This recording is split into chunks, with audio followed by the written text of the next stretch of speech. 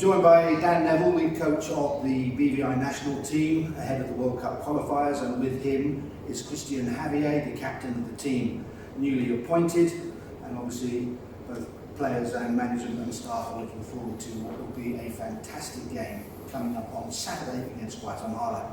Dan, you've been here a week, just over a week. How are things shaping up in terms of what you saw as the long-term planning and the purpose behind the camp? Yeah, I think the camp has gone very well so far. I think one of our key parts that we wanted to get right was that we're obviously here for nearly 2 weeks, and we've been on camps before where we've been really busy, but by day 8 everyone's absolutely loved the camp and has got a lot from it, but people are ready to go home. So obviously we're here for 14 days and our games are on day 10 and day 13, so we have to build up, so we, for the crescendo, and we peak at the end of the week ready for the game. So I think with that in mind, we wanted to try and set a culture and environment where the players didn't want to go home. So I think the balance for us was not making it like a prison where we're really draconian and we're on the players' cases all the time, but we can't have the other end where it's a holiday camp and players are allowed to do what they want. So I think getting the balance right between sort of fun and enjoyment and being serious was something that we were really keen to get right, and I think we've done that. So meal times were serious, meeting times were serious, training times were serious, and then we have times where the players, obviously COVID safely, can bond and get together and enjoy each other's company. I think the best chance we've got against Guatemala is if players and staff motivated, infused and together as one, and I think the downtime and the players being around each other and the staff being around each other are really essential to that. So that was really important for us. You talk about blending. Obviously one of the historical struggles with the BVI is that players are based in different parts. How has that blending process gone with perhaps players meeting the first time, but more importantly you've got a very young, youthful debutant list that are here for their first experience at this level? Yeah, so I mean that's a difficult one in normal times, but at COVID times it becomes even more difficult because if we're going to do things properly, then we have to sort of separate the players at certain times. So we've put, depending on which country you're from, you stay in that villa. We don't allow anyone else into those villas because obviously COVID has got to be right at the top of our list of priorities, because we could have a great camp, don't adhere to protocol, someone gets a case and then we don't play. So first and foremost, that's got to be really prevalent.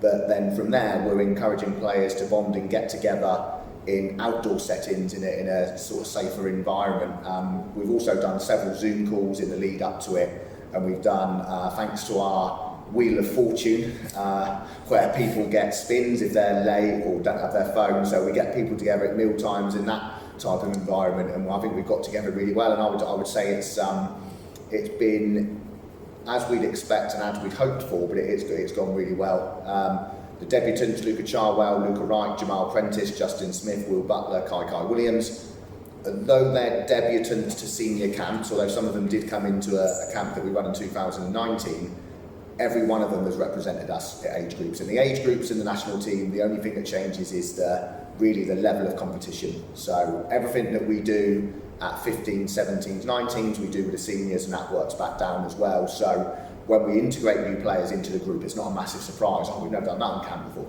because everything we do at 15, 17, 19s, we do at national camp to allow for that seamless transition. So we're asking the young players to play. We're playing Guatemala, they've got 50, 60, 70 caps each, and we've got players 2004 born, 2003 born, 2002 born. So that in itself is a massive ask. So to not set the tone right and not create the environment and not build the pathway, they wouldn't have a chance in this. But I think because we've built the pathway well, everyone knows the expectations, everyone knows what we do, I think we give our young players a real fighting chance on Saturday against Guatemala. Kristian, turning to you, this is going to be your first go as captain of the team. From your perspective, how have you seen the gelling and the bonding of the unit, and what's impressed you most about the camp and the intensity of the practice so far? Probably about how it's structured. Like Coach said, it all wasn't given to us at once. It's been a big build-up towards the game. I think the preparation has been excellent. Safety protocols have been followed very strictly. I think preparation has been key. I think we're going to do well against Guatemala due to preparations that we have here. Talking of doing well, obviously, they played the other night, a game I'm sure you watched. Anything that stood out from that game that you may be looking to exploit in terms of weaknesses, which will give the BVI even more chance of the upset? Our coaching staff is fantastic when it comes to games like these. They spent countless hours watching and reviewing the game, so we know that the game plan that they have for us is going to be effective. So we have all the confidence to buy into what the coaches are saying.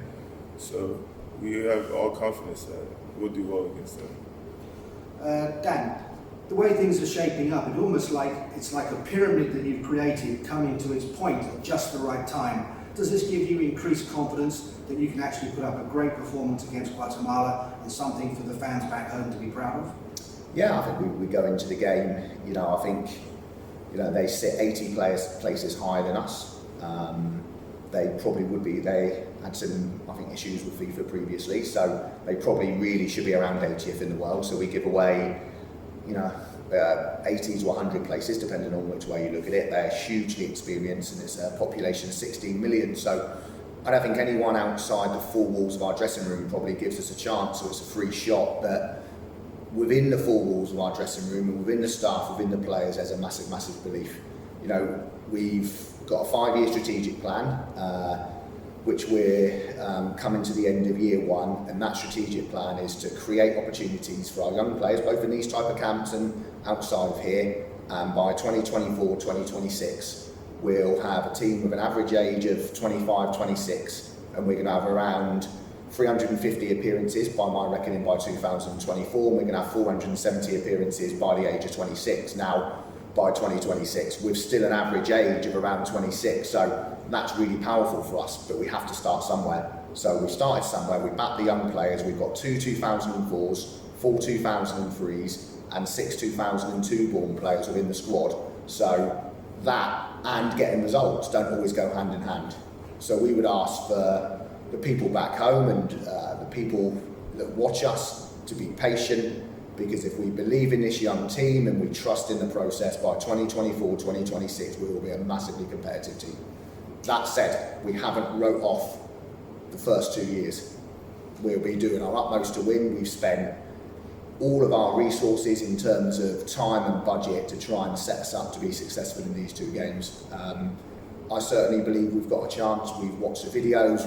I think we can find ways where we can affect them both attacking and defending, and I think we're really, really looking forward to the game now, having this extra time that we don't usually have. I hope we've spent it wisely, and I think we can look forward to 2 very competitive games, hopefully.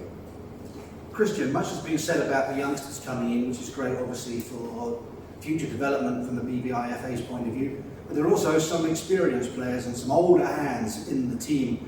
Those sort of players that you'll be turning to on the pitch for help and guidance, and to be the leaders alongside yourself? Yeah, of course. Like Coach said, it always comes down to structure. The young guys are in the team because we believe in them and we know they can play well. So they are leaders as well when it comes to being on the field. Yes, it'll be up to me and the older guys to lead them, but I think you guys will see that the young guys are leaders as well, and they will show you their leadership qualities. And you yourself will be forming quite a strong partnership in defence with Jerry Wiltshire from the BVI. What's it like playing alongside somebody who plays maybe at the higher levels of BVI football, but externally? Excellent. I mean, Jerry has a lot of knowledge. He plays with big pros in England, so he passes down his knowledge to me and the youngsters on a daily basis. And from the beginning of the camp till now, you can see how much we've improved from knowledge like his and coaches. So it's all in our benefit. And of course, it would be amiss not to mention one of the BVI stalwarts, Carlos Septus. He seems to have been really impressive in training so far, and that must be amazing considering the experience he has.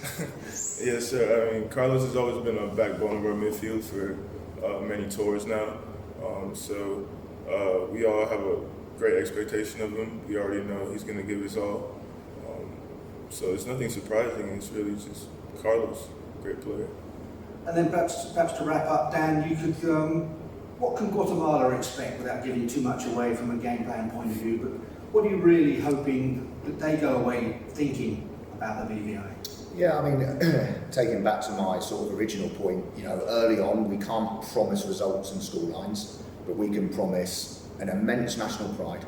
You know, the national pride in the camp that brought on from the players, especially as me as an outsider, is a massive inspiration for me to work even harder to give the players all the tools and the staff the tools to be successful. So what we can promise, immense national pride, energy, enthusiasm, and an absolute fearlessness. And actually, if we can get those four things right, then who knows what could happen. But we can't promise results, but we can promise those four things, and we will deliver those four things in abundance. And perhaps coming from you, Kristian, there'll be a big fan base back home on Tortola watching. What is one message you'd like to pass on to them in terms of what they're going to be watching? Believe in the youth. Believe in the structure that we have going on here.